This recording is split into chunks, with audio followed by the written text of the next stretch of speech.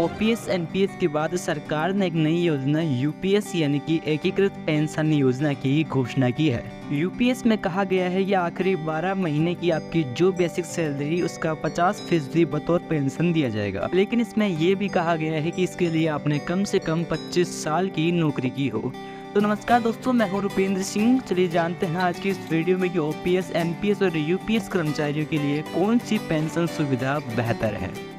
UPS की full form की बात करें तो वो है यूनिफाइड पेंशन स्कीम यानी कि एकीकृत पेंशन योजना। अभी हाल ही में जो चुनाव गए हैं उनमें पेंशन को लेकर काफी बड़ा मुद्दा भी बना था। चुनावों में विपक्ष ने पुरानी पेंशन योजना को एक बड़ा मुद्दा बना दिया था और हिमाचल में इसी को आधार बनाकर कांग्रेस ने बीजेपी को पटकनी भी दी थी। हिमाचल की राह पर ही राजस्थान, पंजाब, झारखंड और छत्तीसगढ़ में भी पुरानी पेंशन योजना लागू करने की घोषणा कर दी गई। पेंशन योजना की समीक्षा को लेकर पिछले साल एक कमेटी बनी थी। सरकार ये कहती रही है कि वित्तीय अनुशासन बहुत जरूरी है। अगर पुरानी पेंशन योजना जारी रखी गई या जो राज्यों में लागू करने की बात कर रहे हैं तो अर्थव्यवस्था डगमगा जाएगी। आपको बता दें हिमाचल का लगभग 80% कर्ज सिर्फ पेंशन देने में जा रहा है। यूपीएस में कहा गया है कि आखिरी 12 महीने की आपकी जो बेसिक सैलरी उसका 50% बतौर पेंशन दिया जाएगा। लेकिन इसमें यह भी कहा गया है कि इसके लिए आपने कम से कम 25 साल की नौकरी की हो। अगर 25 साल से कम की नौकरी की है तो ये घटती हुई चली जाएगी। इसके साथ ही अगर आपने 10 साल नौकरी की है तो 10,000 रुपये न्यूनतम पेंशन तो मिलेगी ही। वहीं आपको बता दें पुरानी पेंशन योजना को खत्म करने के लिए केंद्र की बीजेपी सरकार को आलोचनाओं का सामना भी करना पड़ा था। सेंटर से लेकर स्टेट के भी सरकारी कर्मचारी पुराने पेंशन स्कीम को वापस लाने की मांग करते रहे हैं। राजस्थान में जब कांग्रेस की सरकार थी तो उन्होंने पुरानी पेंशन को लागू किया था जो कि आज तक लागू है। अब शनिवार को कैबिनेट की बैठक में एकीकृत पेंशन योजना यानी कि यूपीएस पर मुहर लग गई है। जी हां, केंद्र सरकार का ये फैसला अगले वित्त वर्ष यानी कि 2025-26 से लागू हो जाएगा। यूपीएस की सबसे बड़ी खूबी यही है कि इसमें पुरानी पेंशन योजना यानी कि ओपीएस और राष्ट्रीय पेंशन योजना यानी कि एनपीएस की खासियतों को शामिल किया गया है। ओपीएस की तरह यूपीएस में भी निश्चित पेंशन सुनिश्चित की जा रही है और यही मांग कर्मचारियों की लगातार रही है। बात करें इनमें अंतर की तो सरकारी कर्मचारियों को पेंशन पाने के लिए यूपीएस और न्यू पेंशन स्कीम में से किसी एक विकल्प को चुनना होगा। वहीं कुछ राज्यों में सरकारी कर्मचारियों के लिए ओल्ड पेंशन स्कीम भी लागू है। यूपीएस के तहत केंद्र सरकार द्वारा सरकारी कर्मचारियों को पेंशन दी जाएगी। सरकारी कर्मचारियों के लिए 25 साल नौकरी करने पर रिटायर होने के बाद उसकी पिछले 12 महीने की जो बेसिक सैलरी है उसका 50% पेंशन के रूप में दिया जाएगा।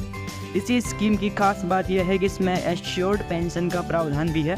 अगर कोई व्यक्ति 10 साल नौकरी करता है तो उसे कम से कम 10,000 रुपये पेंशन तो दी ही जाएगी। वैसे इसमें फैमिली पेंशन का भी प्रावधान है जिसके अनुसार अगर रिटायर होने के बाद कर्मचारी की मृत्यु हो जाती है तो उसके पेंशन का 60% हिस्सा परिवारजनों को मिलेगा। यूपीएस में रिटायरमेंट पर एक मुफ्त राशि दी जाएगी। इसकी गणना कर्मचारी की हर 6 महीने की सेवा पर मूल वेतन और महंगाई भत्ते के 10वें हिस्से के तौर पर किया जाएगा।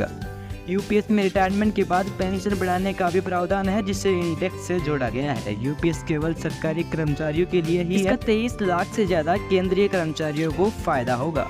यूपीएस तो केवल सरकारी कर्मचारियों के लिए ही है, वहीं एनपीएस सरकारी और निजी क्षेत्र दोनों के कर्मचारियों के लिए है। वहीं ओपीएस सरकारी क्षेत्र के कर्मचारियों के लिए थी। यूपीएस में पिछले 12 महीने की औसत बेसिक सैलरी का 50% रिटायरमेंट के बाद पेंशन के रूप में दिया जाएगा, जबकि एनपीएस में रिटायरमेंट के बाद कोई गारंटेड पेंशन का प्रावधान नहीं था, जबकि ओपीएस आखिरी बेसिक सैलरी का 50% पेंशन के रूप में दिया जाता था। आपको बता दें कि यूपीएस और ओपीएस एक सुरक्षित स्कीम है, वहीं एनपीएस शेयर बाजार से लिंक है। यूपीएस में एनपीएस की तरह ही वेतन का 10% यानी कि बेसिक प्लस डीए कटेगा। हालांकि इसमें सरकार का योगदान 18.5% का होगा जो कि पहले 14% था। ओपीएस में कोई कटौती नहीं होती थी। यूपीएस में रिटायरमेंट पर एक मुफ्त राशि का प्रावधान किया है। इसका कैलकुलेशन कर्मचारी के हर 6 महीने की सेवा पर मूल वेतन और महंगाई भत्ते के 10वें हिस्से के तौर पर किया जाएगा। एनपीएस में कुल जमा राशि में से 60% रिटायरमेंट पर एक मुफ्त राशि निकाली जा सकती थी और 40% एनयूटी के लिए रखी जाती थी। यूपीएस और ओपीएस में पेंशन पाने के लिए कोई निवेश नहीं करना होता है, जबकि एनपीएस में फंड का 40% पैसा निवेश करना पड़ता है। यूपीएस और ओपीएस में इंडेक्स का फायदा मिलता है, जबकि एनपीएस में ऐसा नहीं था। बता दें कि यूपीएस में 10 साल नौकरी करने पर 10,000 प्रति महीने की पेंशन का प्रावधान है। एनपीएस में ऐसा कोई प्रावधान नहीं है, जबकि ओपीएस में पेंशन कम्यूटेशन का प्रावधान है। बात करें एनपीएस के फायदों की तो साल 2004 में ओपीएस को खत्म करने के बाद लागू की गई एनपीएस के तहत निवेश वृद्धि की संभावनाओं के साथ पेंशन की पेशकश की गई है। एनपीएस के अंतर्गत रिटायरमेंट के वक्त कर्मचारी के पास अपनी बचत का एक निश्चित हिस्सा निकालने का विकल्प होता है। बाकी बची राशि को मासिक पेंशन के तौर पर बांट दिया जाता है ताकि नियमित मासिक आय सुनिश्चित हो जाए।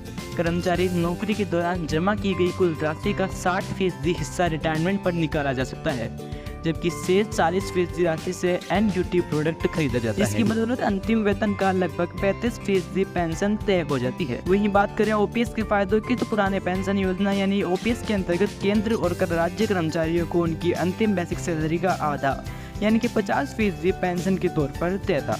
इसी के साथ महंगाई से राहत के लिए डीए को भी इसमें शामिल किया गया था। अब यही नियम यूपीएस में भी तय किया गया है, यानी कर्मचारियों की एक बड़ी मांग यहाँ भी पूरी हो जाए। पहले भी यही था, जब भी सरकार महंगाई भत्ता बढ़ाती थी तो रिटायर्ड हो चुके कर्मचारियों की पेंशन भी बढ़ती थी।